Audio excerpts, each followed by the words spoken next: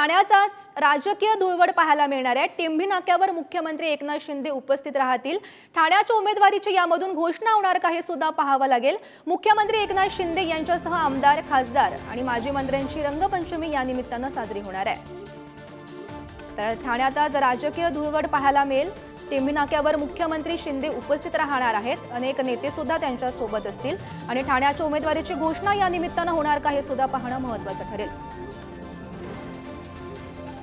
आपण आहोत मुख्यमंत्र्यांच्या बालेकिल्ल्यात म्हणजे ठाण्याच्या टेंभी नाक्यावरती। याच टेंभी नाक्यावरती दरवर्षी मुख्यमंत्री एकनाथ शिंदे रंगपंचमी जी आहे ती आपल्या कार्यकर्ते पदाधिकाऱ्यांसोबत साजरी करतात। यंदा देखील तशाच प्रकारची तयारी या टेंभी नाक्यावरती केलेली आपल्याला पाहायला मिळते। दुपारनंतर मुख्यमंत्री स्वतः या ठिकाणी उपस्थित राहणार आहेत आणि त्यांच्यासोबत असलेले सर्व आमदार, खासदार, माजी नगरसेवक आणि इतर पदाधिकारी, कार्यकर्ते यांच्यासोबत मुख्यमंत्री या ठिकाणी रंगपंचमी साजरी करणार आहेत।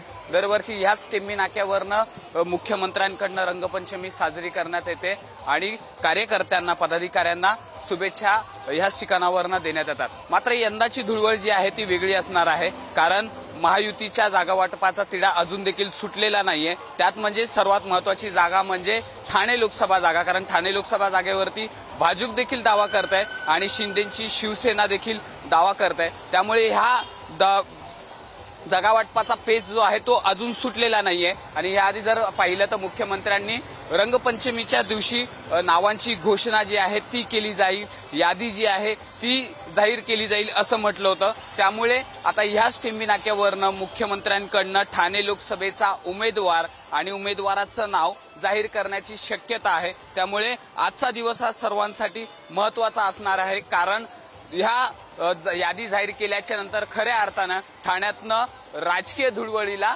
सुरुवात होणार आहे। कॅमेरामन संदीप भारतीसह निकेश शार्दूल, पुढारी न्यूज, ठाणे।